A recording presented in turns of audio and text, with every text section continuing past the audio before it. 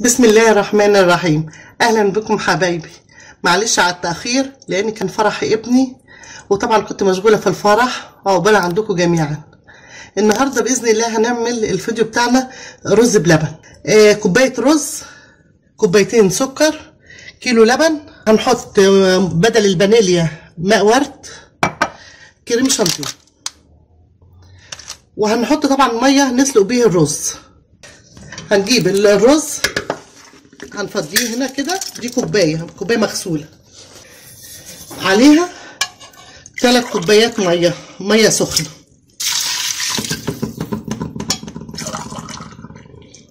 دي 2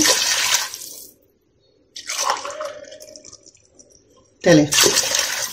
هنحطها على النار تغلي لغايه ما الرز يستوي، وهنشوف مع بعض احنا هنعملها ازاي. زي ما انتوا شايفين كده يا حبايبي، كده الرز استوى اهو، شرب الميه اللي احنا حطيناها عليه. هنعمل ايه دلوقتي؟ هنحط كيلو اللبن بالطريقه دي كده عليه، وهنحط كوبايتين السكر عليه كده، وهنقلبه.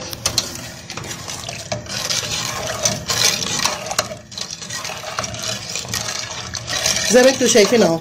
بعد كده ايه، هنفتح باكو الكريم شانتيه ونحطه برضو عليه.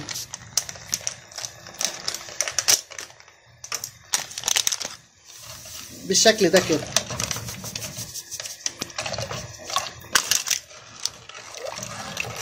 ونقلب كله في بعضه كده اهو، ونسيبه لغايه ايه ما يندمج في بعض بالطريقه دي.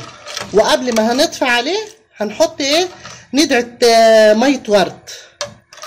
اللي عايز ما يحطش ميه ورد ويحط فانيليا يحط ده، بس ايه قبل ما نطفي عليه.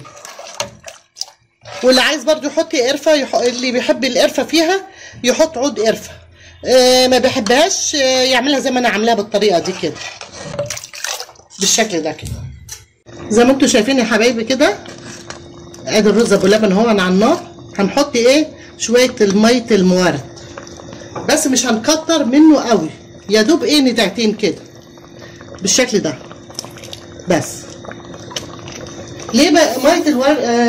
ميه الورد بتديله ريحه حلوه جدا في الرز ابو لبن. اللي مش عايز ميه ورد يحط فانيليا. والكريم شانتيه بيدي الرز ابو لبن طعم جميل جدا زي ما انتوا شايفين كده. شويه كده وهروح طافيه عنه وافضيه في الاطباق. زي ما انتوا شايفين كده يا حبايبي كده خلاص الرز بلبن خلص بالطريقه دي.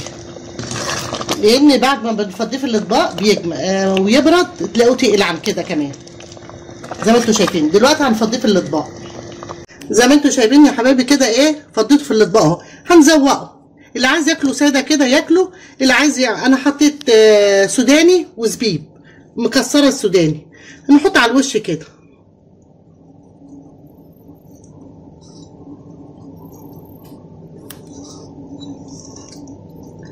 واللي عنده زبيب يحط، اللي عنده مكسرات يحط، اللي ده بقى على حسب انتوا ما انتوا عايزين.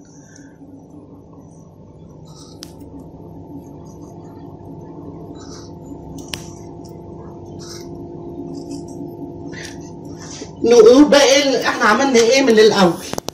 جبنا كوبايه رز مغسوله، حطيناها في الحله، حطينا عليها 3 كوبايات ميه مغليه، وحطيناها على النار لغايه ما الرز ايه شرب الميه واستوى.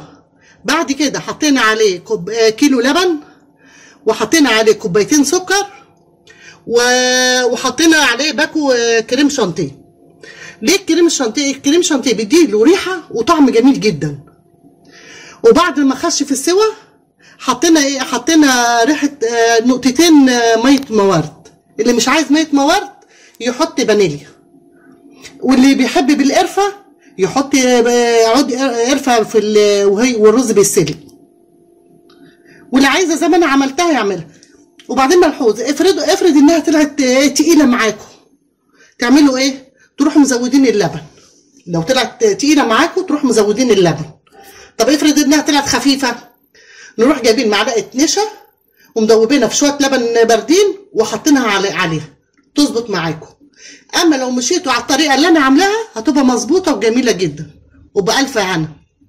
لو عجبكم الفيديو اشتركوا في مطبخ ماما بطه واستنوني في فيديو جديد، والسلام عليكم ورحمه الله وبركاته.